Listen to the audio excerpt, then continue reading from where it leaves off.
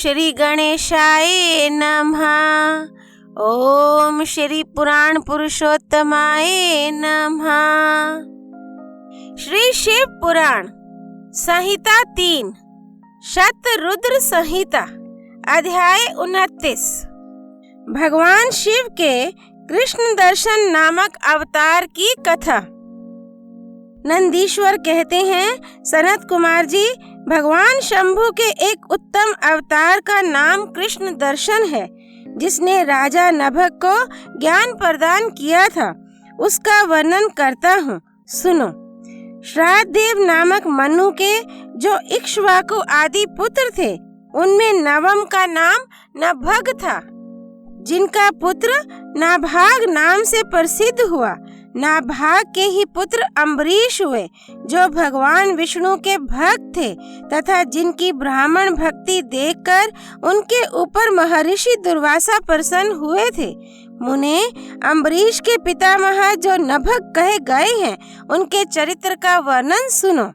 उन्हीं को भगवान शिव ने ज्ञान प्रदान किया था।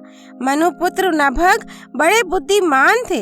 उन्होंने विद्या अध्ययन के लिए दीर्घ काल तक इंद्रिय संयम पूर्वक गुरुकुल में निवास किया। इसी बीच में इक्ष्वाकु आदि भाइयों ने नभग के लिए कोई भाग ना देकर पिता की संपत्ति आपस में बांट ली और अपना अपना भाग लेकर वे उत्तम रीति से राज्य का पालन करने लगे। उन सब ने पिता की आज्ञा से ही धन का बंटवारा किया था। कुछ काल के पश्चात ब्रह्मचारी नभग गुरुकुल से सांगोपांग वेदों का अध्ययन करके वहां आए। उन्होंने देखा सब भाई सारी संपत्ति का बंटवारा करके अपना अपना भाग ले चुके हैं।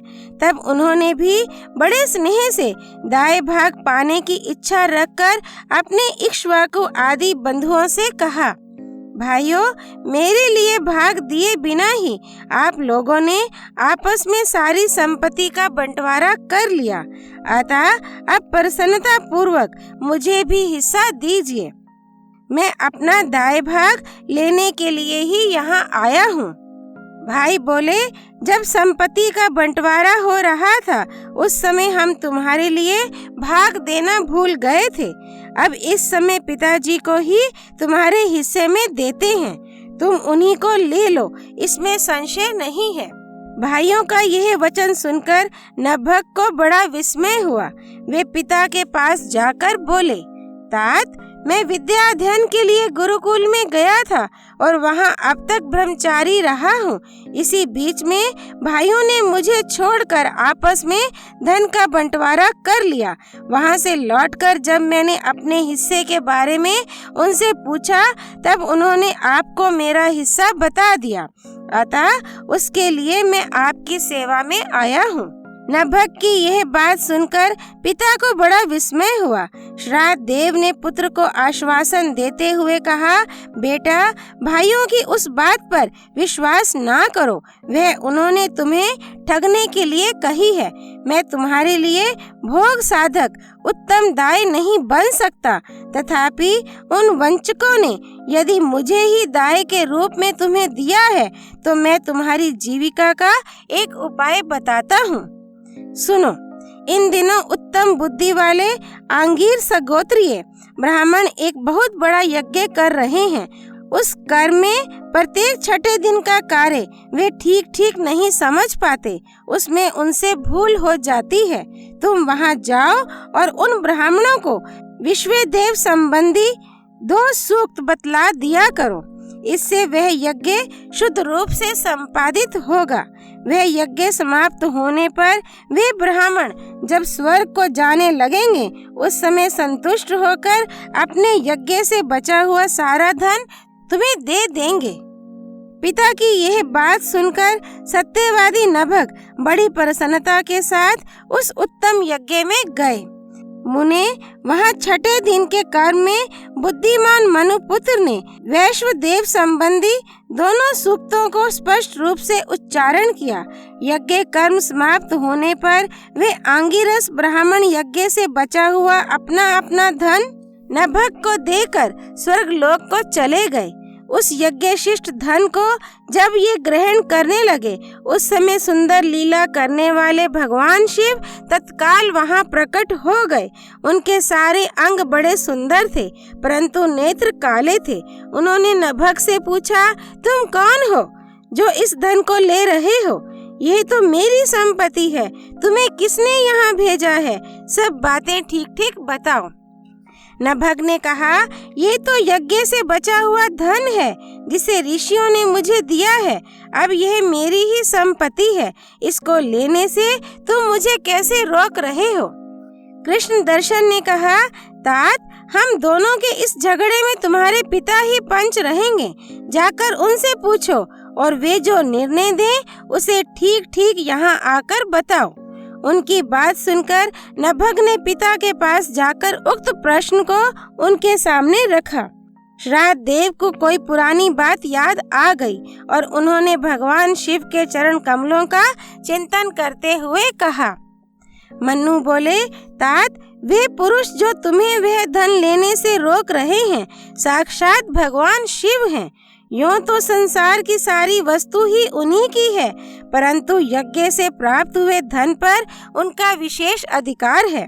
यज्ञ करने से जो धन बच जाता है उसे भगवान रुद्र का भाग निश्चित किया गया है। अतः यज्ञावशिष्ट सारी वस्तु ग्रहण करने के अधिकारी सर्वेश्वर महादेव जी ही हैं। उनकी इच्छा से ही दूसरे लोग उस वस्तु को ले सकते हैं। भगवान शिव तुम पर कृपा करने के लिए ही वहाँ वैसा रूप धारण करके आए हैं। तुम वहीं जाओ और उन्हें प्रसन्न करो। अपने अपराध के लिए क्षमा मांगो और प्रणाम पूर्वक उनकी स्तुति करो। नभग पिता की आज्ञा से वहां गए और भगवान को प्रणाम करके हाथ जोड़कर बोले, महेश्वर, ये सारी त्रिलोकी ही आपकी है। फिर यज्ञ से बचे हुए धन के लिए तो कहना ही क्या है, निश्चय ही इस पर आपका अधिकार है। यही मेरे पिता ने निर्णय दिया है। नाथ, मैंने यथार्थ बात ना जानने के कारण भ्रमवश जो कुछ कहा है, मेरे उस अपराध को क्षमा कीजिए। मैं आपके चरणों में मस्तक रखकर यह प्रार्थना करता हूँ कि आप मुझ पर प्रसन्न हो। ऐसा कहकर नभग ने अत्यंत दीनतापूर्ण हृदय से दोनों हाथ जोड़ महेश्वर कृष्ण दर्शन का स्तवन किया। उधर श्राद्ध देव ने भी अपने अपराध के लिए क्षमा मांगते हुए भगवान शिव की स्तुति की। तदनंतर भगवान रुद्र ने मन ही मन प्रसन्न हो नभग को कृपा दृष्टि से देखा और मुस्कुराते हुए कहा। कृष्ण दर्शन बोले, नभग, तुम्हारे पिता ने जो धर्मानुकूल बात कही है वह ठीक ही है। तुमने भी साधु स्वभाव के कारण सत्य ही कहा है, इसलिए मैं तुम पर बहुत प्रसन्न हूँ और कृपा पूर्वक तुम्हें सनातन ब्रह्म तत्व का ज्ञान प्रदान करता हूँ। इस समय ये सारा धन मैंने तुम्हें दे दिया, अब तुम इसे ग्रहण करो। इस लोक में निर्विकार रहकर सुख भोगो। अंत में मेरी कृपा से तुम्हें सद्गति प्राप्त होगी। ऐसा कहकर भगवान रुद्र सबके देखते देखते वहीं अंतर्धान हो गए। साथ ही श्राद्ध देव भी अपने पुत्र नभग के साथ अपने स्थान को लौट आए। इस लोक में विपुल भोगों का उपभोग करके अंत में वे भगवान शिव के धाम चले गए। ब्राह्मण, इस प्रकार तुमसे मैंने भगवान शिव के कृष्ण दर्शन नामक अवतार का वर्णन किया। जो इस आख्यान को पढ़ता और सुनता है उसे संपूर्ण मनोवांछित फल प्राप्त हो जाते हैं। अध्याय 29 संपूर्ण।